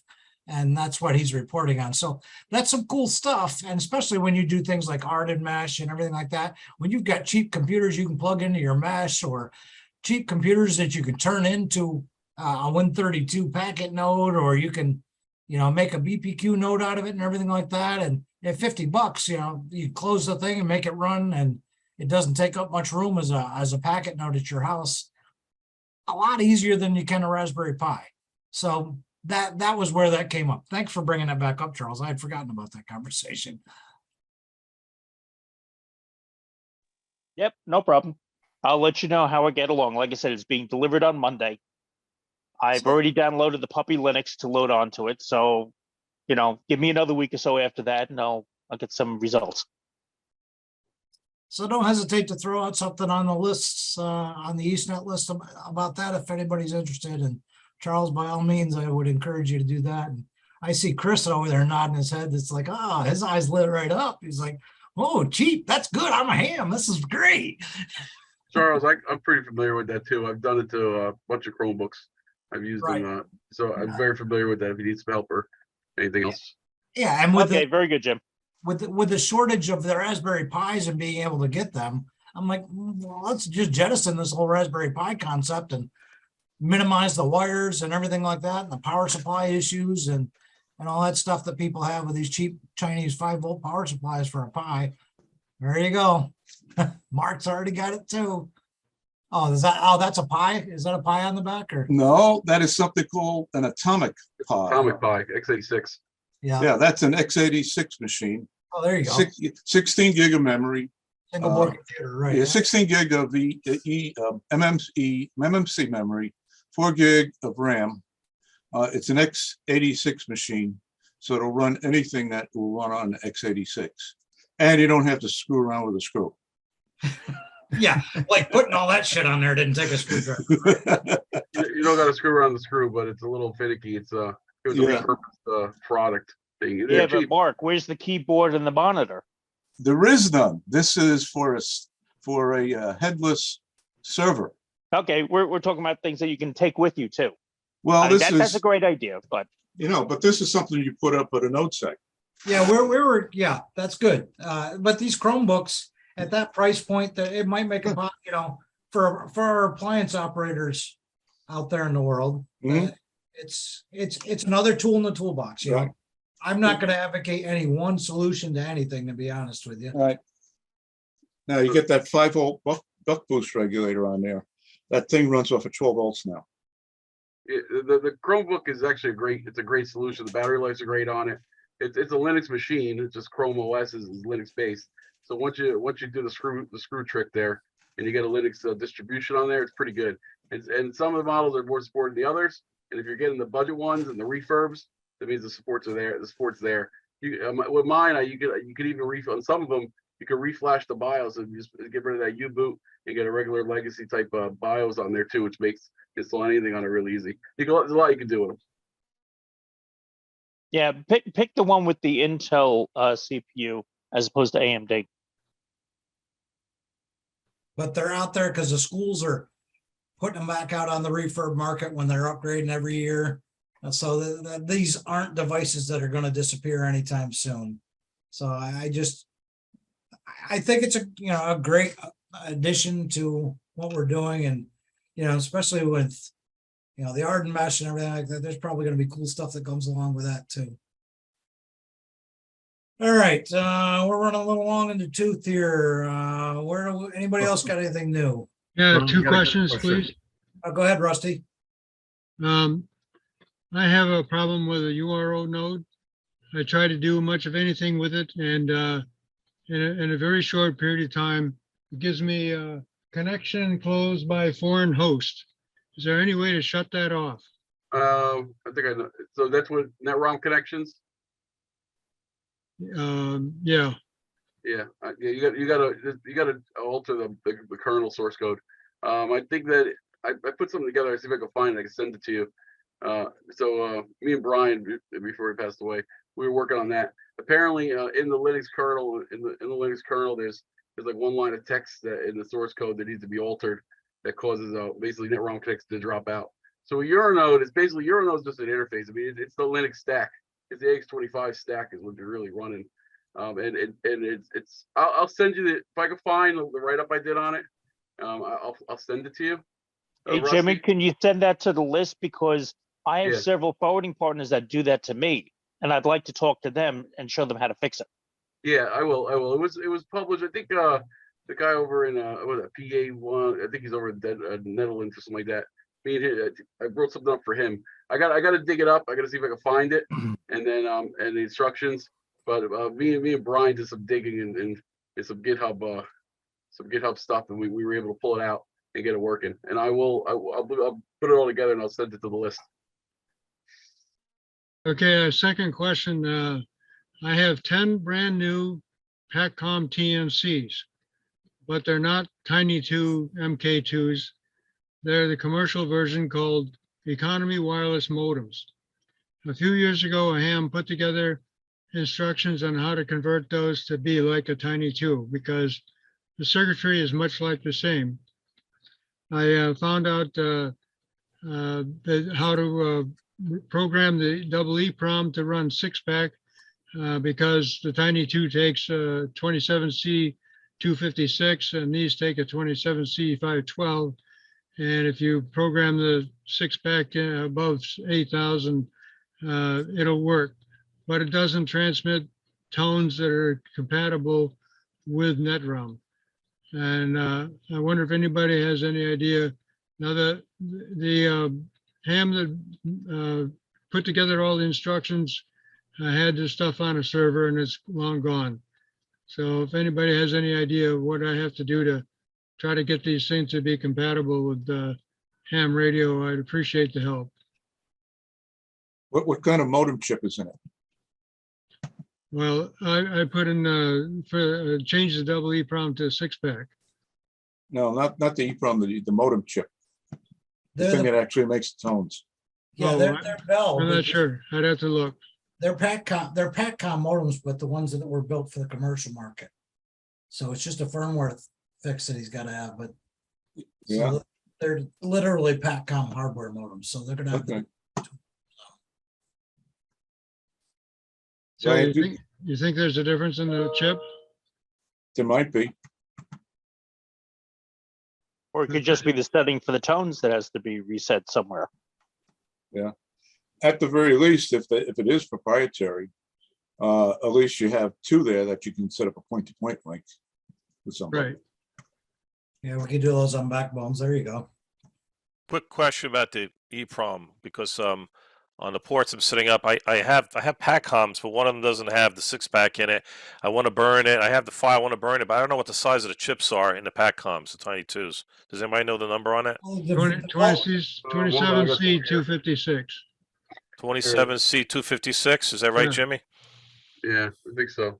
Let me see. I think Brian sent me these, and I bought some blank ones because I do have a burner here if you need it. Let me see what's on here. Yeah, I saw your chat there. I have a burner myself. I like to learn how to do it. If I get in trouble, I'll bug the heck out of you. It's Yeah. I found a little Linux script that burns it pretty easily, or at least the one I got. And if you need this software, let me know. I can dig it up. So it's 27C 256. Yeah, I believe so. Yeah. All right, thanks. Thank you.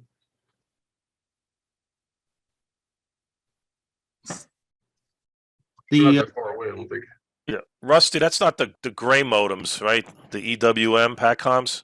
It's Yeah, a different. it's a dark gray modem, but It is. yeah. Okay. It is slightly different color than the Tiny 2. All right. Let me let me take a look at that because I had bought a bunch in a bulk sale, and there's some in there. And let me see what chips are in there and everything. I need your call though. KE2PW. What's this call? KE2 Kilo Echo 2 Papa Whiskey. Okay. Thanks. KE2PW. And I think everybody on here is on the EastNet packet list that we're running, so should be able to ping everybody if you can't remember their contact information on there. This has been a great meeting tonight. Holy crap. Yeah, Wow. fantastic. Ryan, Yes, sir. question on Zoom.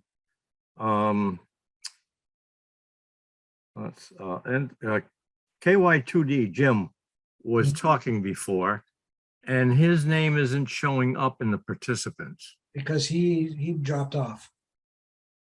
When he was speaking, though, his name wasn't on the list. Is that, it should have been there, right? I saw Yeah, it. I saw it there, Don. Yeah, he was there, Don. It might have been on the next page. That's why you didn't see him. Okay, thank you. Yeah, just so people know, yeah, and sometimes, Don, most people are set up to where they don't have the participant list to the right of their screen. They're just Oh. all the videos. And so when you say the participant, I'm like, you got to get them to show the participant list. Yeah, okay, you're right. Yeah, that was an error. Yeah, he could have clicked on my picture for a long time and never got that block. I'm curious if the new guy is back on. Does David Horvath, KB3RIJ, is he on? Yeah, David, you got to, can you unmute and talk to us and tell who you are and what's going on? Or maybe he doesn't even have a microphone, so that might be part of it. Okay. All right, anybody else got something they want to bring up? I'm thinking we should wrap this up unless somebody's really got some impressing stuff that they want to discuss.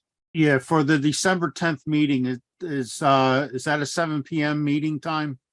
Is that's a Sunday meeting, is it? I can't remember. I haven't. Saturday? Saturday morning, 9 a.m. Saturday morning, okay.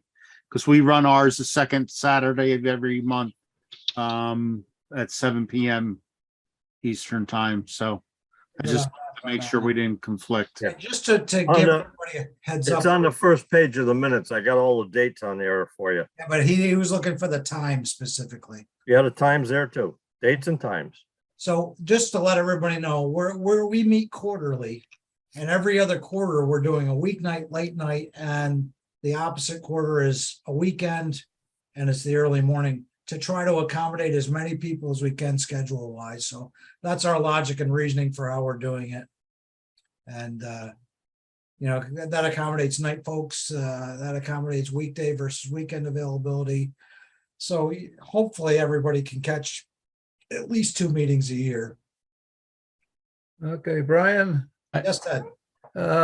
you probably saw the message from Matt from Glastonbury, Connecticut, discussing the fact that we're trying to update WNEDH with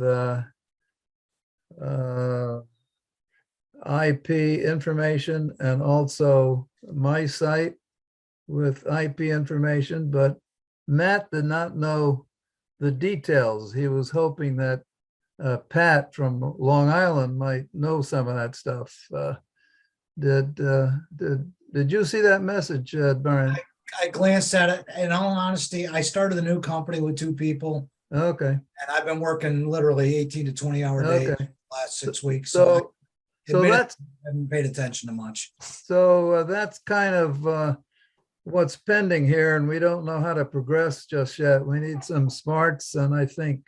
And between Charles and Pat, I'm sure you can, and then we'll ask Don if he knows any particular configurations to log into the node at W1EDH. I didn't. What I need to do is set up a Zoom meeting with someone who can walk me through the Linux files so we can tell me, okay, do this, this, and this, and change this input, and we can get it all rerouted. All right. Yeah, Pat, Pat should be able That's to what do I that. need. Pat's going to be the best one for that one. So I can get up on the hill and we can set up a Zoom meeting and whatever his schedule he has, and then he can just walk me through the thing and we can fix it. And then if we have to, I can do the same thing. I can go to Ted's house and we can do the same thing if he wants to do that. Ted's is a Raspberry Pi.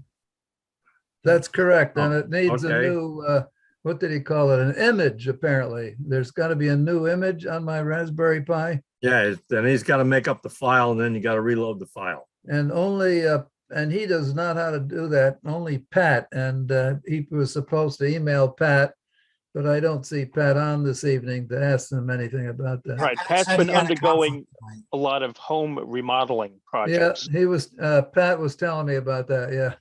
Now, that's why I was hoping he was going to be here tonight so I could set up a time that I can go drive up to the hill and Email him. Just He'd be email him directly, and he's real responsive, and he's real willing to help and Okay.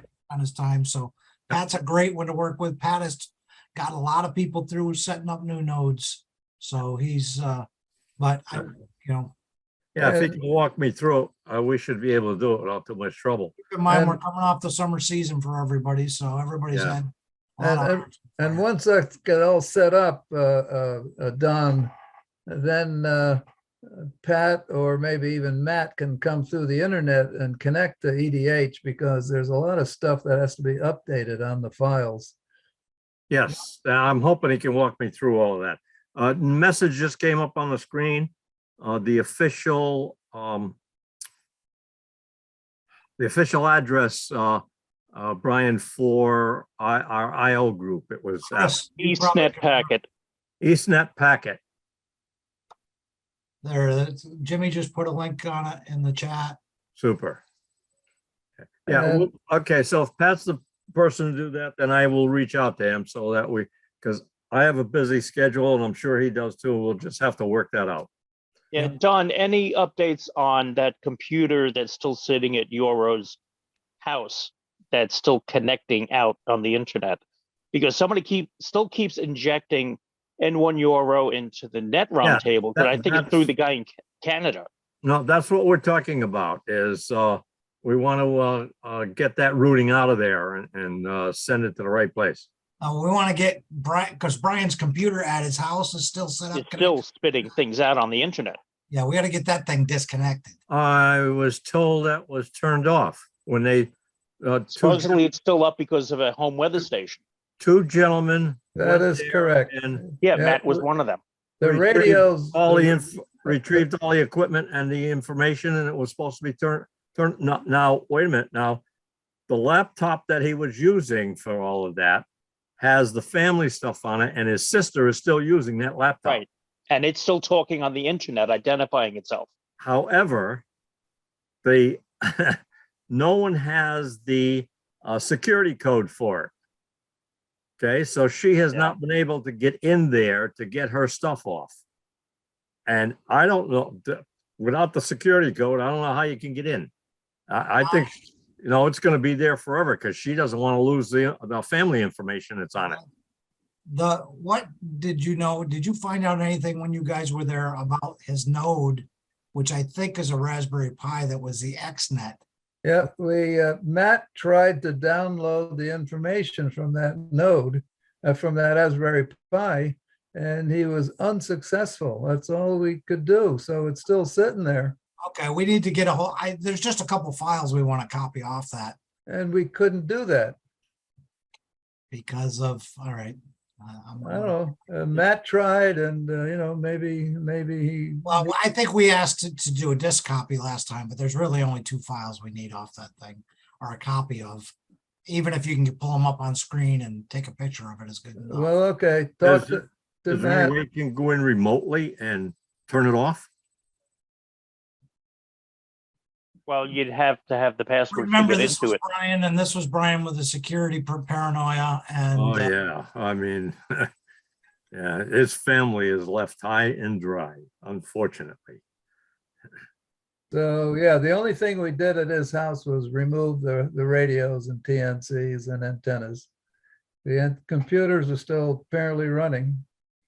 Yeah. I'll somehow. Okay, the computer has 2 partitions, one for his family and one for his for the network. There's Yeah. more than one, there's a Raspberry Pi there somewhere. There is. We looked at it. Yeah. Well, if there's a Raspberry Pi just for the network, can't you just disconnect it? Well, that would probably be the biggest solving of that problem. Right? Yeah. That wouldn't interfere with the family stuff that's on the laptop, There we go. right? We have to talk to Matt about that. He's the guy that looked at that Raspberry Pi.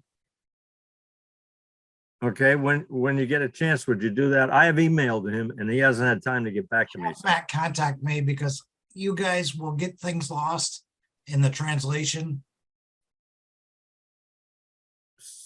Have Matt talk to Charles or myself. We'll fix that particular problem. Right. Matt's at work tonight. That's why he couldn't attend the meeting. Yeah.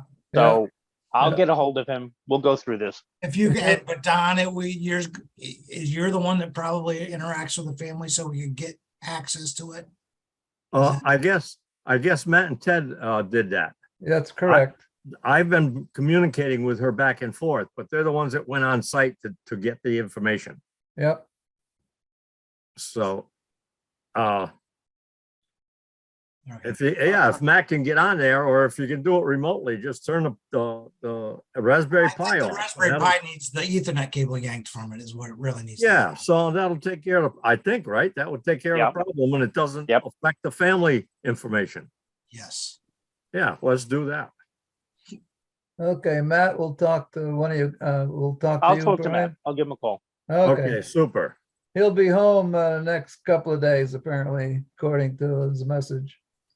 Yeah, he's just working late tonight. I'll Yeah. get a hold of him.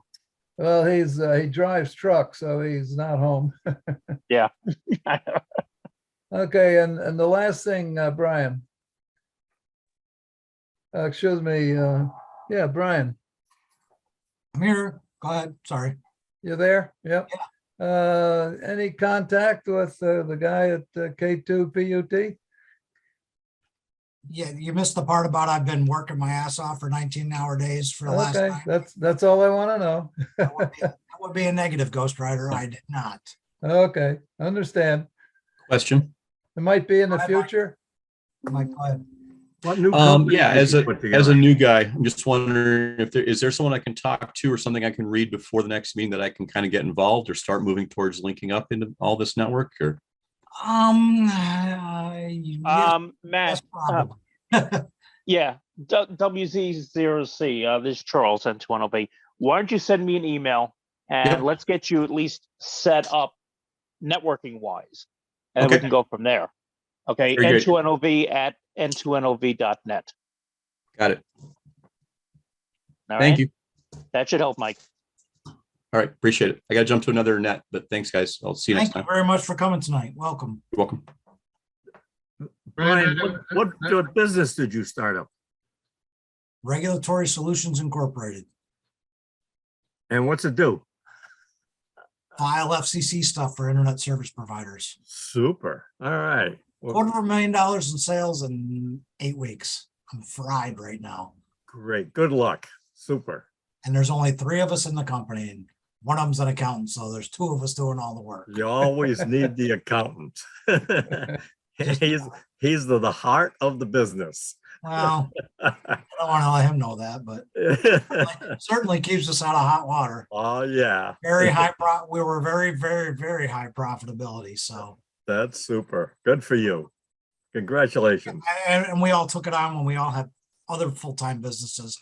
Yep. We didn't have the time to do this, but we did it anyway. So I know the feeling. Good for you. I have another question, if you would, please. Here we go, Rusty. Go ahead.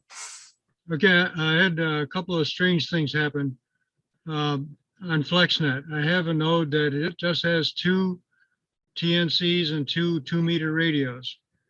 And I changed the frequency on one of the radios. And then when I tried to connect to it, it says busy and disconnects.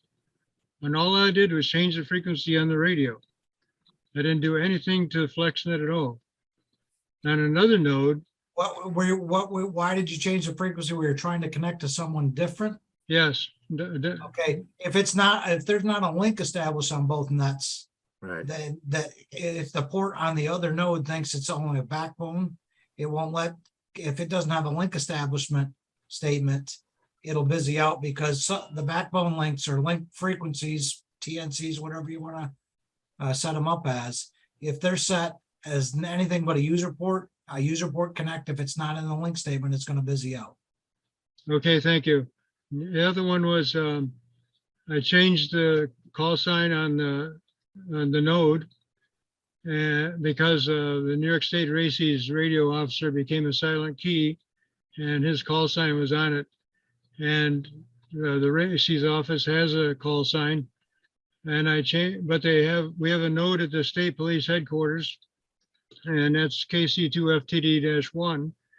And on this node out in Stanford, I put KC2FTD-6, and it gives me the same thing. And it is linked. Well, it's not linked anymore because everybody who's linked to him used to link to N2PKB. Right. You got to coordinate, and everybody at the opposite ends of those nodes has to change their link statements. Well, I did change it to the K2DLL node. But that was if it's port 0, it probably works. If it's anything but port 0, it's probably we got to coordinate all those. Okay, I'll see if it's a 0 or 1. Yeah, it's relative to it thinking in these backbones but removing link statements and call signs and stuff, it's going to be related to that. Thank you very much. All right, no problem, Rusty. And I'd love to, I want to get back with you and fix that other problem you had emailed to me. And I just haven't had time to even think lately. And I apologize. I haven't checked my BBS and I don't know when, so I don't know how much piled up in there. I don't even connect to it every day by Telnet because I just haven't had time. I don't see any loss in the network at this time. I just saw the problem and thought I'd bring it to your attention. Yeah, I want to fix that one because that one's been bugging me for a long time too. Again, thanks. No problem. Cool. All right.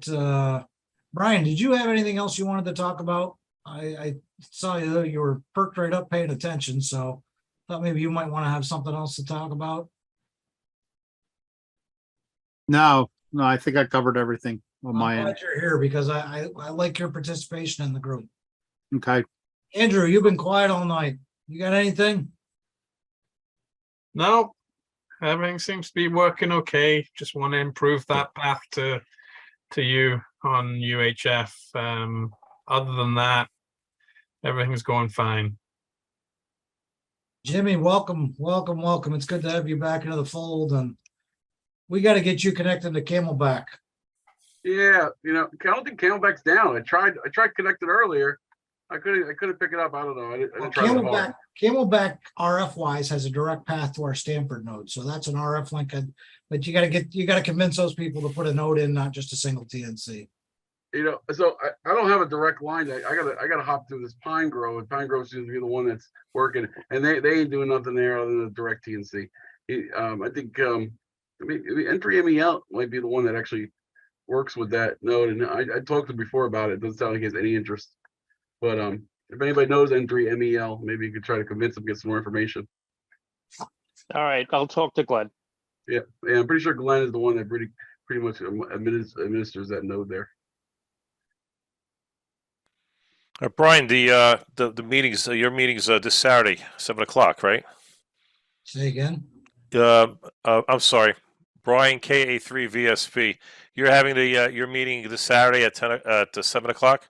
Yes. Okay. All right. PM. Correct.